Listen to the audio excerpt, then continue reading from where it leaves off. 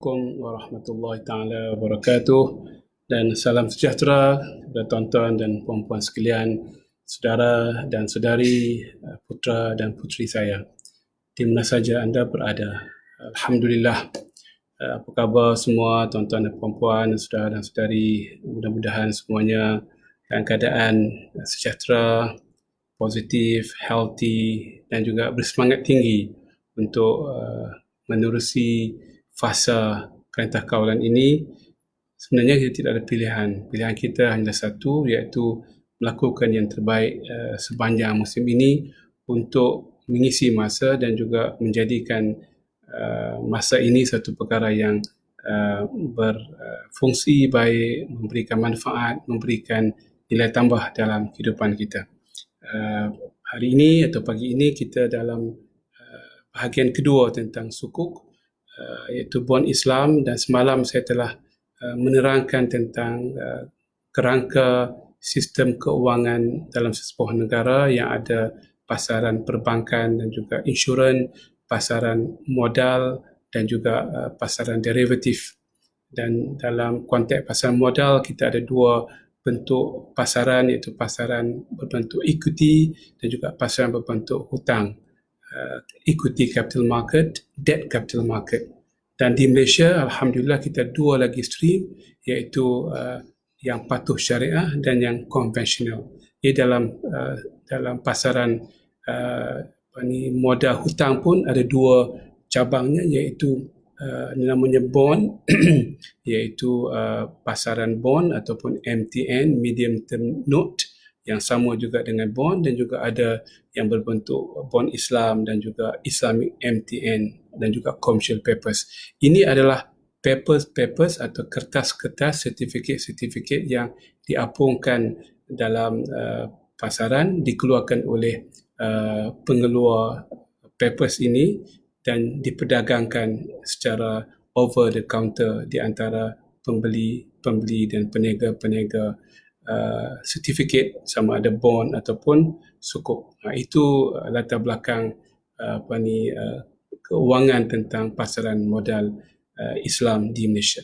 Saya nak bawa tuan-tuan dan puan ke sejarah sedikit, mungkin zaman-zaman dulu, sebab perkataan sukuk ini perkataan yang menarik dan ramai orang bertanya saya, apakah asal-usul perkataan sukuk? Sukuk adalah perkataan bahasa Arab yang bermaksud dalam pluralnya adalah certificates ataupun sijil-sijil, iaitu satu sijil menandakan sesuatu perkara. Apakah perkara itu, kita akan lihat dalam konteks sukuk yang dikeluarkan, jenis sukuk yang dikeluarkan, bentuk dalam mengeluarkan sukuk tersebut. Di zaman dahulu diriwayatkan dalam kitab Imam Malik Al-Muwatta di zaman kerajaan Umayyah, di mana pegawai kerajaan diberikan gaji dalam bentuk macam cek, namanya sok. Sok adalah singular kepada sukuk. Satu sertifikat namanya sokun, kedua soka ni kalau banyak namanya sukuk, iaitu jamak atau plural kepada sok. Malah perkataan sok ini adalah perkataan cek zaman sekarang, iaitu menunjukkan bahawa ada asal-usul keilmuan dan kesajanaan kepada perkataan sukuk ini, iaitu berasaskan pada satu skeping cek atau kertas yang ditantangani. Sebab cek itu juga adalah IOU, ada tanda keberhutangan. Bila mana kita keluarkan cek kepada seseorang, maka orang itu boleh menuntut hutangnya kepada kita di mana sahaja bank tersebut. Malah dalam konteks zaman hari ini, cek juga boleh diperniagakan kalau dibenarkan oleh undang-undang negara tertentu. Ada berlakunya trading of check dalam pasaran. Begitu juga dengan sukuk ini, sertifikat, ia merupakan satu sijil keberhutangan antara pengeluar dengan pelabur atau pemegang sertifikat ini untuk mereka juga memegang, mendapat keuntungan atau juga menjual, mendapat kecairan dalam pasaran. Jadi di zaman kerajaan Umayyah, timbul namanya Sokul Badai' disebut oleh Ibnu Abidin, dan dalam kitab-kitab mazhab Hanafi yang banyak disebut tentang Sokul Badai', iaitu Certificate of Groceries. Itu dalam bahasa teknikal, bahasa yang umum, sertifikat barang, tapi barang itu merujuk kepada barang-barang keperluan asasi yang berada dalam kedai-kedai runcit, groceries, iaitu bila mana pegawai kerajaan mendapat gaji, mereka mendapat mungkin tunai sebahagiannya adalah satu sertifikat yang mana mereka boleh pergi kepada kedai-kedai di kawasan Empire Islam, dan mereka boleh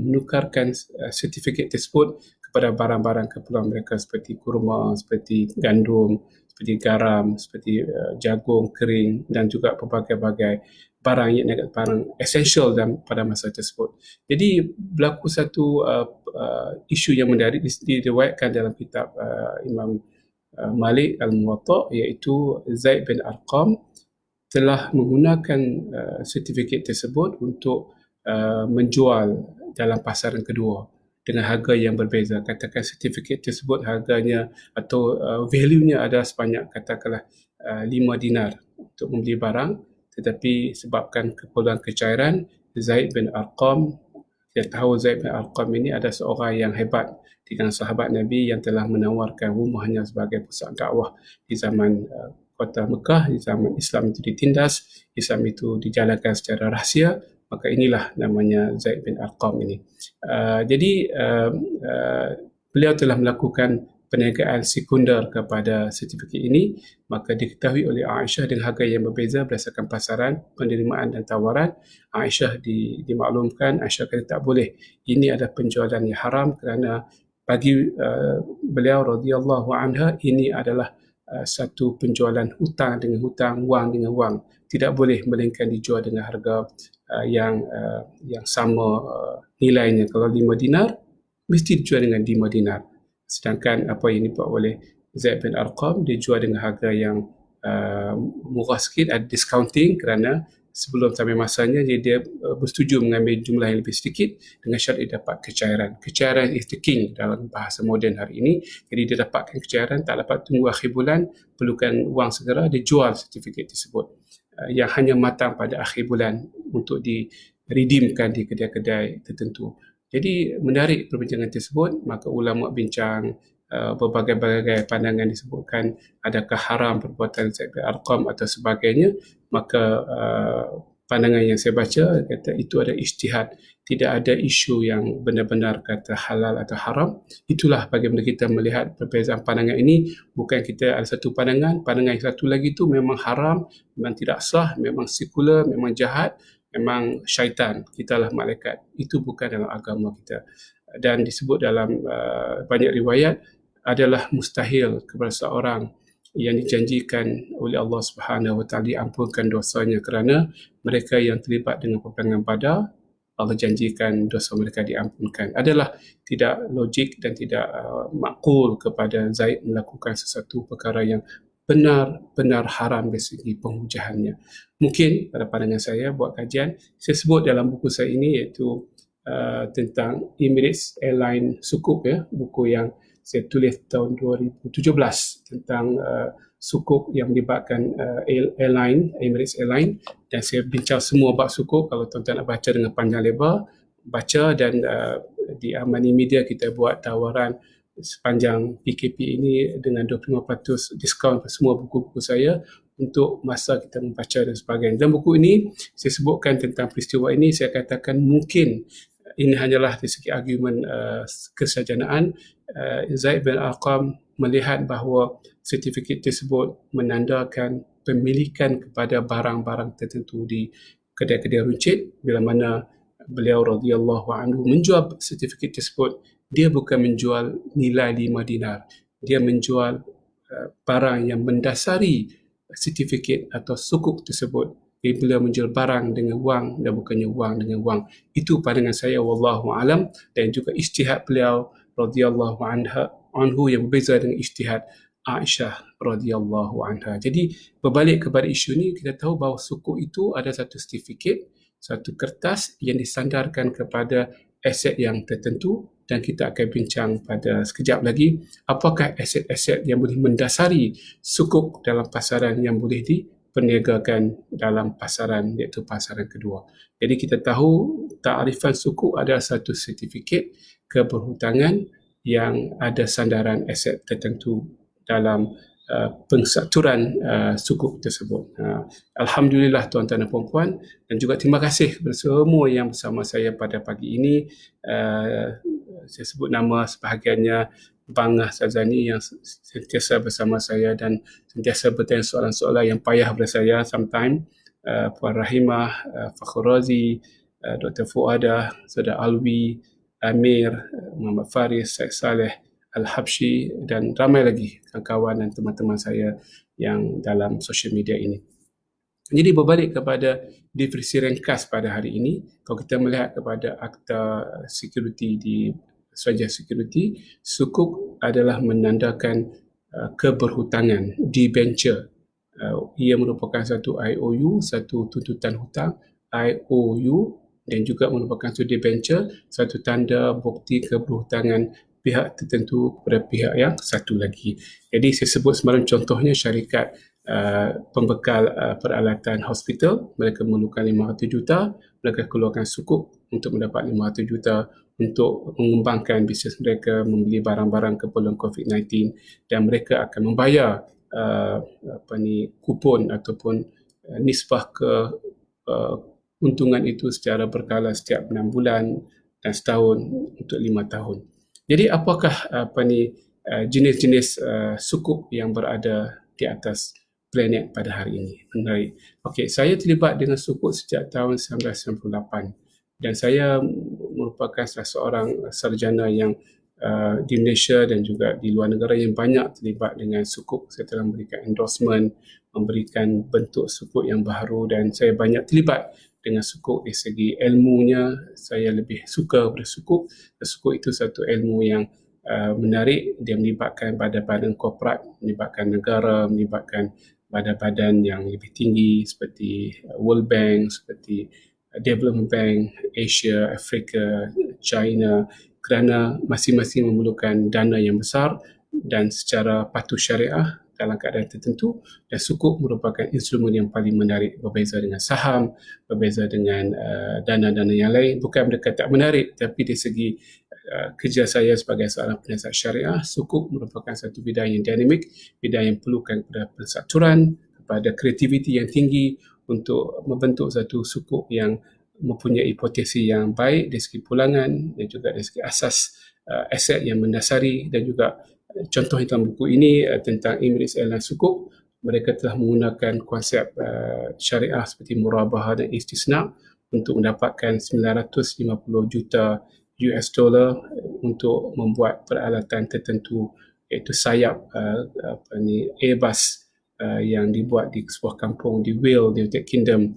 Dan sukuk ini buat pertama kali disokong di satu garanti, satu jaminan daripada Her Majesty, the Government of United Kingdom. Jadi mendapat jaminan kelas pertama daripada kerajaan England, United Kingdom, yang memberikan satu rating yang baik kepada sukuk kerana ia mantap, ia tuntas, ia patuh syariah dan juga dia moden dan progresif dari segi pensaturannya. Ya, itu menarik ya. Walaupun mengambil masa satu sukuk 6 bulan ke 9 bulan setahun untuk kita menguruskan data-data cash flow, apa yang perlu dibersihkan, disucikan dari segi kekuatan pengeluaran tersebut, apa yang perlu ditambah untuk reinforcement kredit, perlu dilakukan rating penilaian taraf syarikat tersebut, maka masa yang banyak dengan peguam, dengan syariah, berbagai-bagai penasihat syariah, berbagai bank terlibat. Jadi perlu kepada engagement yang pelbagai lawyers, syariah scholar, rating agency, para pelabur, regulator, taxation, interesting product yang boleh kita sebut-sebut sikit-sikit dalam sesi ini. Saya tak sebut panjang-panjang, nanti orang rasa sukuk ni susah. Memang susah pun. Memang susah dan complicated, tapi kalau dah tahu ilmu ni, menarik sangat untuk ditekuni oleh ramai anak-anak muda kita sebagai satu bidang kemahiran yang cukup menarik. Alhamdulillah. Jenis sukuk, kita cerita yang pertama sekali sukuk yang timbul, kalau di Malaysia dikeluarkan oleh sebuah syarikat, itu Shell Malaysia, 1997-1998 kalau tak salah saya di Malaysia, tak banyak dalam 100 million ringgit Malaysia, permulaan berdasarkan sukuk musyarakah. Waktu itu satu dunia tidak tahu tentang sukuk. cakap tentang sukuk tidak ada pengalaman, tapi Malaysia lah negara pertama yang mengeluarkan sukuk secara private, satu syarikat swasta iaitu Shell Malaysia. Kemudian pada tahun 2000, kerajaan Malaysia mengambil inisiatif untuk menjadi negara pengeluar pertama sukuk di dunia yang berbentuk sukuk sovereign, iaitu sukuk berdaulat atau sukuk yang dikeluarkan oleh sebuah negara, bukan oleh sebuah syarikat. Mana penarafannya diratingkan berdasarkan penarafan negara. Risiko kreditnya adalah risiko kredit negara, kemampuan membayar, cash flow negara, dan juga semuanya adalah berkaitan dengan kemampuan sesebuah negara mengeluarkan sukuk dan juga membayar sukuk pada masa yang ditentukan. Jadi kerajaan Malaysia pada masa tersebut telah mengambil keputusan untuk menjadi pengeluar pertama sukuk dalam bentuk mata wang US dollar dan dikeluarkan oleh sebuah negara. Dia panggil sovereign sukuk. Sukuk as-siyadiyah dalam bahasa Arab.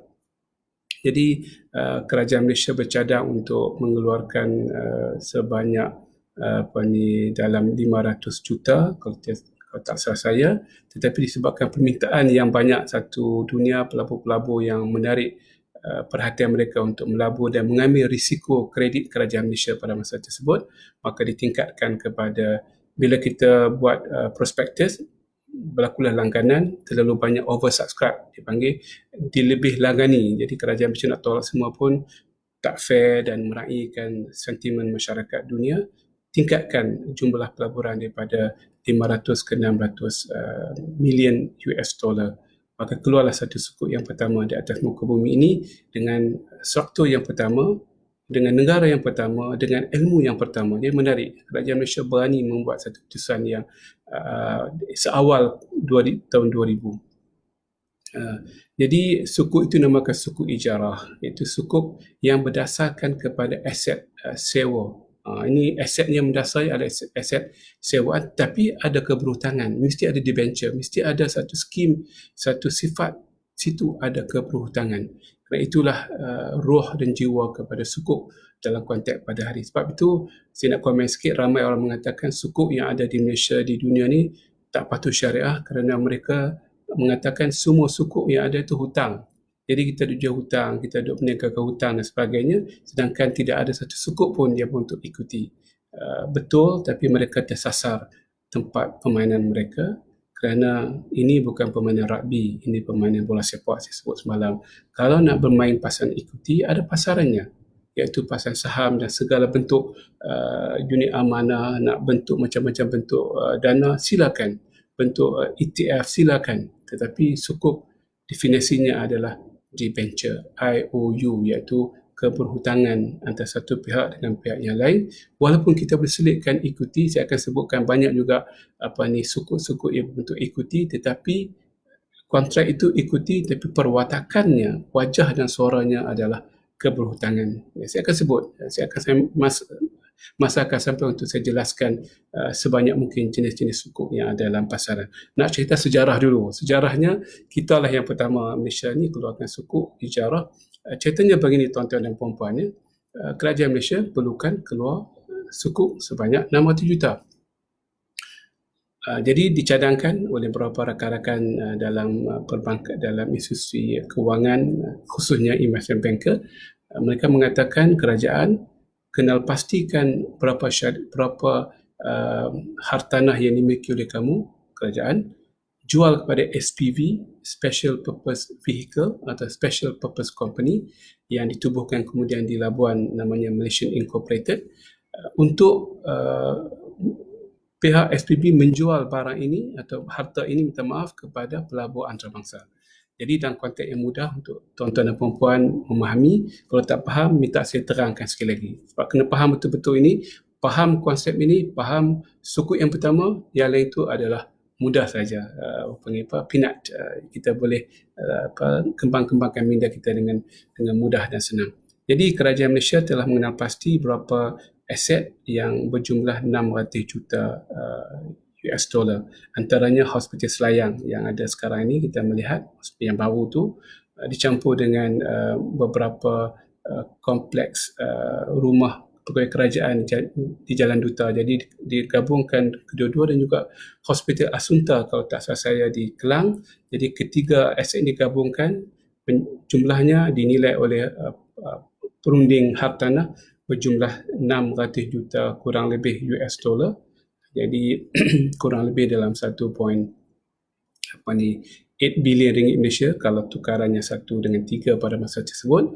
Jadi aset ini keseluruhannya dijual oleh pihak kerajaan Malaysia kepada SPV. SPV menjadi pemilik baru. SPV menjual aset ini kepada para pelabur sukuk, di mana SPV juga adalah pihak yang mengeluarkan sukuk tersebut.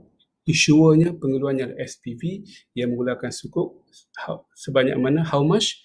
600 juta US dollar. Jadi masuklah US dollar ke SPV sebanyak 600 juta US dollar, dan aset ini dipindah milikkan kepada pelabur-pelabur antarabangsa secara perpindahan pemilikan dinamakan beneficial ownership. Title masih lagi di bawah nama kerajaan Malaysia, kerana kerajaan Malaysia tidak boleh menjual aset kerajaan dengan pertukaran yang berbentuk pertukaran nama milik, title of the ownership. Tetapi kerajaan dari segi syariah juga undang-undang British boleh memindahkan pemilikan secara beneficial ownership, al-milkiyah an-naf'iyah. Agak complicated, jangan bimbang, kita akan kupas sikit-sikit nanti. Jadi pemilikan itu dipindah milikkan secara penjualan secara beneficiary di bawah undang-undang common law, undang-undang equity di United Kingdom, ada banyak kesnya. Macam inilah contoh tuan-tuan, saya jual kereta kat tuan lah, kat anda ya. Saya jual kereta saya atau rumah saya. Saya jual dengan harga kereta, katakan dengan harga 200,000. Saya tak pindah milik kepada tuan-tuan dan puan-puan. Saya belum pergi pada GPJ, isi borang dan pindah nama kereta tu pada nama tuan-tuan dan puan-puan. Dari segi syariah, siapa pemiliknya? Saya ke tuan? Tuan dah bayar semua, dah buat semua pembayaran. Walaupun tak bayar pun, tuan telah membeli pada saya, tuan adalah pemiliknya. Tuanlah pemilik dari segi beneficial ownership, dari segi pemilikan secara beneficiary, kerana tuan telah membeli, ada akad, ada ijab kabul, mungkin ada pembayaran sikit atau pembayaran semuanya, tapi nama tak tukar lagi. Nama itu hanya sekadar official sahaja, iaitu pemilikan undang-undang, dipanggil legal ownership. Jadi pembinaan hak milik itu sah dari segi undang-undang biasa, dari segi undang-undang syariah, tidak ada isu. Sebab pertukaran nama adalah pertukaran dari segi rekod semata-mata. Ini adalah pandangan undang-undang English law berdasarkan kaedah equity, dan juga dari segi syariah, nama pemilik adalah bukan keperluan syariah. Jadi berbalik kepada isu tadi, jadi duit dah masuk 600 juta, barang ataupun komoditi atau aset tersebut dipindahkan secara pemilikan beneficiary, maka kerajaan Malaysia mendapat wang sebanyak 600 juta US dollar, kurang lebih 1.8 bilion pada masa tersebut, untuk menggunakan wang tersebut untuk membantu prasarana-prasarana yang baru dalam negara, seperti sekolah baru, seperti jambatan baru, seperti meningkat tarakan hospital yang lama. Sebab wang itu adalah wang berdasarkan penjualan aset tersebut kepada SPV dan SPV kepada pelabur antarabangsa. Jadi kat mana keberutangannya? Ini yang menarik.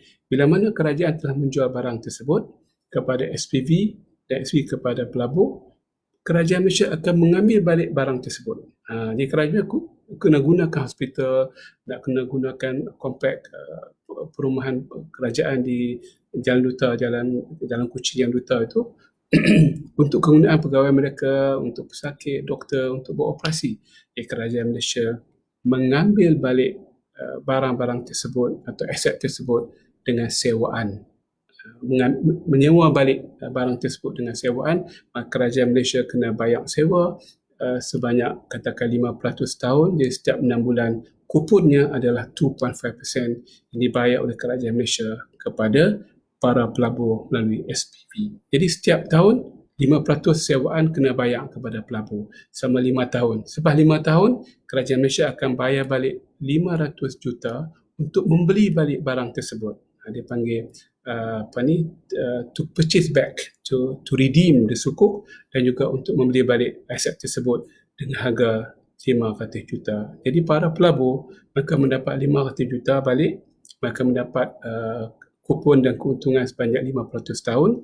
dan mereka juga boleh menjual sukuk tersebut dalam pasaran untuk tujuan kecairan. Untuk kerajaan Malaysia, mereka mendapat 500 juta tunai dan mereka mempunyai masa untuk membayar balik sesuai dengan tujuan pembangunan perasaran dalam negara yang memerlukan tempoh yang panjang untuk mendapat income untuk mereka membayar 500 juta semula kepada para pelabur. Itulah konsep sukuk ijarah yang menarik yang berdasarkan sukuk al-ijarah.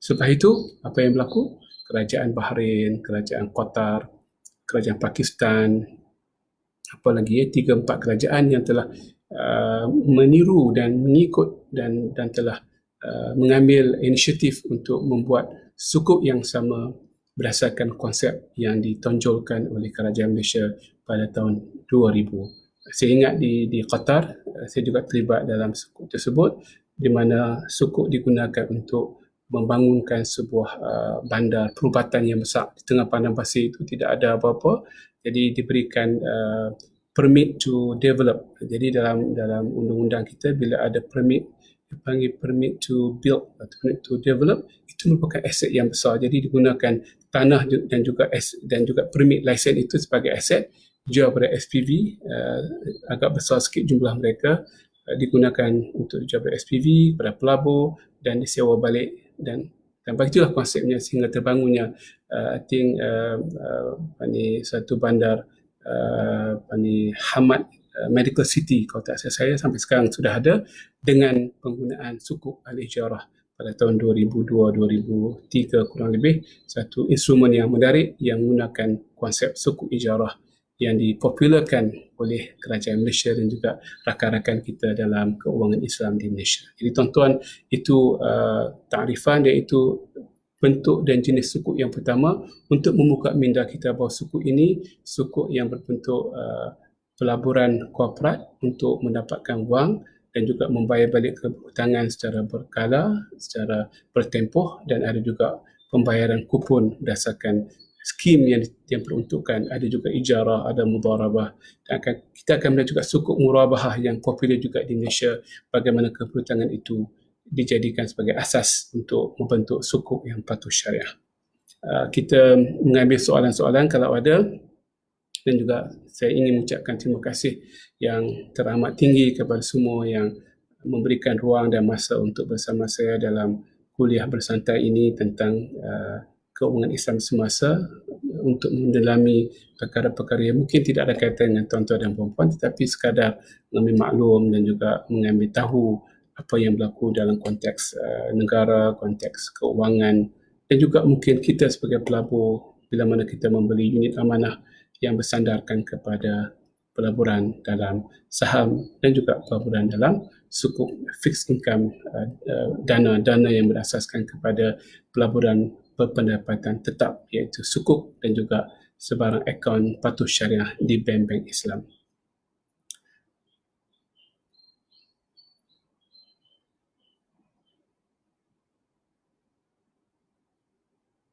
Ada soalan daripada Sabri Yaakob iaitu Assalamualaikum Dato'. Waalaikumsalam. Mengenai transaksi kerajaan menjual aset kepada pembeli kemudian bayar sewa dan akhirnya beli balik, apakah ia dikatakan dua akad dalam satu akad yang dilarang menurut setengah pandangan? Terima kasih Saudara Sabri Yaakob. Ini adalah merujuk pada hadis yang terkenal iaitu Nahan Nabi sallallahu alaihi wasallam an bai'ataini fi bai'ah. Nabi Muhammad sallallahu alaihi wasallam melarang menjual dua penjualan dalam satu kontrak, iaitu ada dua kontrak dalam satu kontrak. Kita menjual barang tersebut dan kita beli balik. Takut situ ada, kita jual, kita sewa dan kita beli balik. Ada ulama yang tidak bersetuju dengan suku ijarah mengatakan ini adalah tafsiran dan takrifan kepada larangan Nabi Muhammad sallallahu alaihi wasallam tidak boleh jual atau tidak boleh ada dua kontrak dalam satu kontrak. Menarik tuan-tuan dan puan-puan, kita belajar di universiti di peringkat undergraduate, kita akan baca hadis ini dan para pensyarah akan ulas panjang lebar. Saya punya ulasannya begini, saya jadikan simple dan ringkas. Hadis ini hadis yang sahih, tetapi tafsirannya berbagai-bagai. Imam Malik dalam kitab Muwatta menyebutkan hadis ini ada berkaitan dengan seseorang yang membuat tawaran. Contohnya saya membuat tawaran kepada Sabri lah. Saya nak jual kepada Sabri saya punya laptop dengan harga 3,000 tunai ataupun 4,000 secara bertangguh. Itu boleh lagi. Dan saya telah meninggalkan majlis kontrak, majlisul akad, session of the contract tanpa memberitahu tempoh peluang kepada Sabri untuk membuat tawaran balik atau penerimaan kepada tawaran saya. Selepas 1 jam Sabri telefon saya balik mengatakan saya bersetuju dengan harga sama 3,000 atau 4,000. Itu tidak boleh, kata Imam Malik, kerana dia telah memberikan 2 tawaran tanpa ada masa yang ditetapkan. Jadi itu tarifan Imam Malik dalam kitab Muwatta. Kalau saya masih ingat bahawa kita telah memberikan tawaran kepada seseorang dengan 2 tawaran tanpa menetapkan tarikh tertentu bila akan berlaku pilihan ataupun tidak. Kita mengatakan saya memberikan pilihan kepada kamu untuk membuat pilihan pertama atau kedua dalam masa 2-3 jam 1 hari dan kamu boleh pilih mana-mana. Tapi kalau kita melontarkan 2 tawaran tanpa ada ditetapkan masa untuk membuat khiyar atau menjalankan kontrak, maka Sabri telah menerima salah satu daripada tawaran saya. Itu dinamakan sebagai gharar dan juga dilarang dalam syariah. Ibn Taymiyah dalam Majmu' Fatawa dan juga fatwa-fatwa yang terkenal dalam kitab beliau mengatakan hadis ini ada berkaitan dengan inah. Sebab dalam inah itu ada kontrak, 2 kontrak, 1 kontrak, kita jual barang, kita beli balik barang tersebut dengan harga yang ditetapkan pada hari pertama. Dianggap sebagai dalam tarifan bai'ataini fi bai'ah. Sedangkan dalam suku ijarah tidak ada 2 jual beli dalam 1 jual beli, kerana antara 2 jual beli itu ada kontrak ijarah, ada yang baru, iaitu kita jual, kerajaan sewa balik dan kerajaan beli balik barang tersebut.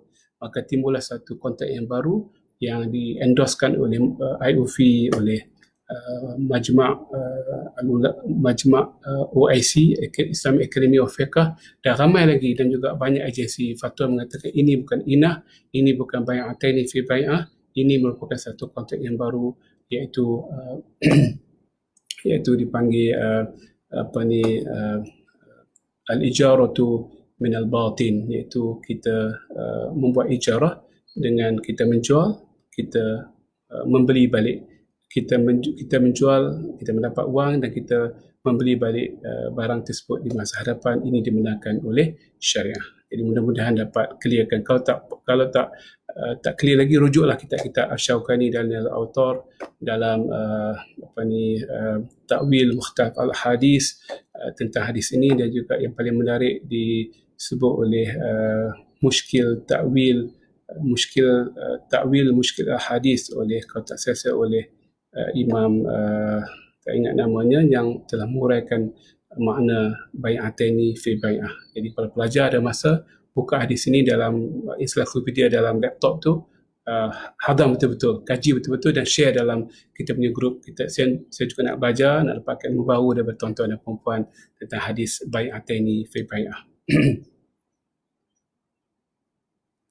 Adakah suku itu, soalan Rozaini, adakah suku itu termasuk dalam rizab negara ketika ia dipindah milik pada pihak lain dan setelah kerajaan memiliki aset tersebut? Ini interesting punya soalan, kerana waktu aset tersebut dijual kepada pihak luar negara, aset tersebut masih lagi didaftar sebagai aset negara. Cuma dalam buku kira-kira kerajaan, keberhutangan untuk membayar balik sukuk tersebut dianggap sebagai liability. Dan ini adalah seperti mana hutang-hutang kerajaan yang lain, seperti kerajaan pinjam secara bond, pinjam dengan World Bank, pinjam dengan ADB sebagainya.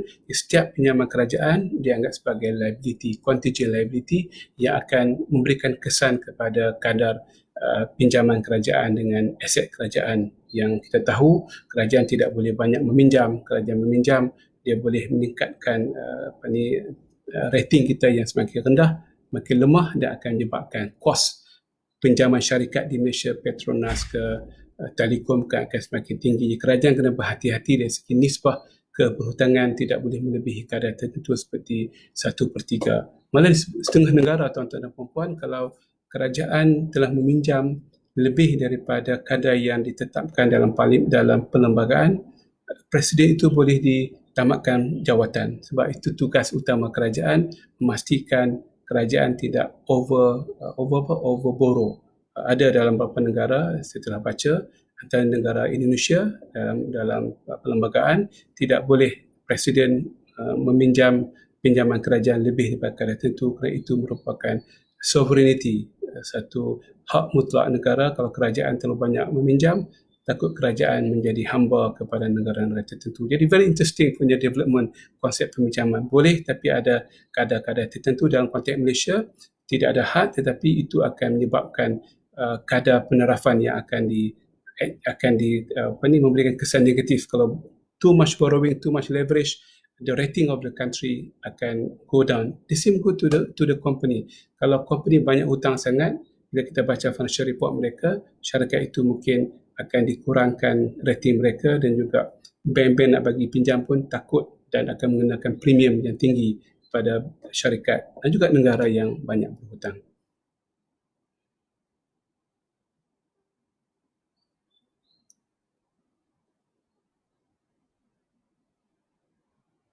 Ada soalan daripada tuan-tuan dan puan-puan.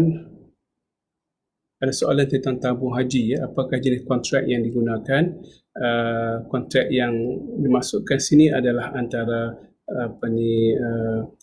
pendeposit dengan tabung haji. Itu mungkin soalannya. Saya akan kupas insyaAllah pada sesi akan datang ni untuk melihat tentang isu-isu tentang perpindahan kontrak dari segi wadiah kepada wakalah yang melibatkan tabung haji dan berbagai industri yang lain, satu inovasi baru dalam pasaran. Dan apakah kesannya dari segi perundangan, dari segi syariah, juga dari segi percukaian, juga dari segi teks atau zakat itu sendiri dalam kupasan-kupasan akan datang insyaAllah. Terima kasih Saudara Nur yang bertanya tentang kontrak baru di tabung haji yang diubah baru-baru ini sejak berapa lama menggunakan konsep wadiah yang mempunyai isu-isu yang tertentu, dan kepada isu kontrak wakalah yang memberikan sikit kebebasan dan juga bidang kuasa kepada tabung haji sebagai mewakil, sebagai ejen untuk melakukan pelaburan yang mengikut sesuai dengan konsep dividen dan seumpamanya. Okay. Terima kasih lagi. Saya sebutkan sekali lagi kepada tuan-tuan, kalau kita tidak ada persoalan, saya akan tangguhkan dulu kuliah sukuk pada hari ini. Besok kita akan sambung kepada isu-isu jenis-jenis sukuk. Saya dah sentuh tentang sukuk ijarah. Besok kita akan sentuh tentang isu sukuk mudharabah, musyarakah, wakalah dan juga murabahah. Jadi these are the 4-5 jenis sukuk yang popular dalam masyarakat.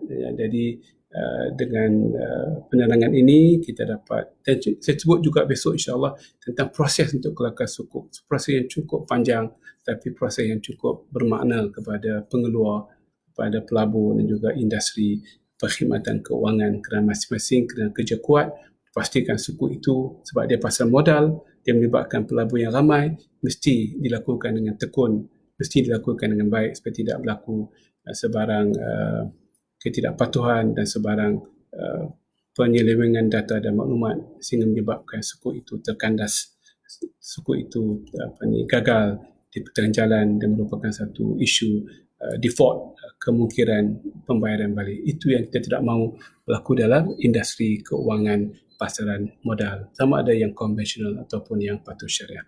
Jadi kepada tuan-tuan nak baca tentang sukuk, banyak buku dalam pasaran. Ini buku saya, iaitu Emirates Airlines Sukuk, satu buku yang kupas tentang sejarah sukuk, jenis sukuk dan juga khususnya kepada pembingkinan dan pembuatan dan persabturan sukuk Emirates Airlines yang paling unik pada tahun 2009 yang merupakan sukuk yang paling inovatif dan kreatif yang dilakukan oleh pelbagai bank. Ada 5-6 bank sebagai lead arranger dan berbagai transaksi syariah terlibat berbagai bank dan melibatkan kerajaan United Kingdom dan syarikat Airbus dan seumpamanya. Jadi kita sambung lagi pada besok hari jam yang sama dengan tajuk yang sama, iaitu sukuk, jenis-jenis yang ada dalam pasaran dan juga proses pengeluaran sukuk untuk kita lebih memahami dan lebih seronok buat sukuk, kerana sukuk ini satu perkara yang terlalu dinamik, yang bergerak pantas, dan mungkin pengalaman saya selama 20 tahun berkecimpung dalam sukuk, bercakap dengan Perdana Menteri banyak negara, dengan Menteri Kewangan banyak negara, dengan Menteri Ekonomi banyak negara, dengan CFO banyak company, apakah pemikiran mereka dan cara saya untuk membuat hujahan yang mudah, senang difahami untuk mereka, menukar cara fikir mereka, mengeluarkan bond kepada mengeluarkan sukuk yang patuh syariah. Kita jumpa lagi pada besok hari. InsyaAllah, take care, jaga kesihatan, duduk dekat rumah dan buatlah setiap minit itu dengan aktiviti yang paling memberikan pulangan yang baik kepada tuan-tuan dan puan-puan, ilmu, psikologi, physical, exercise dan sebagainya dengan keluarga dan seumpamanya, sehingga kita semua mendapat manfaat yang paling optimum dengan masa yang paling optimum yang kita ada sepanjang PKP ini. Assalamualaikum warahmatullahi taala wabarakatuh.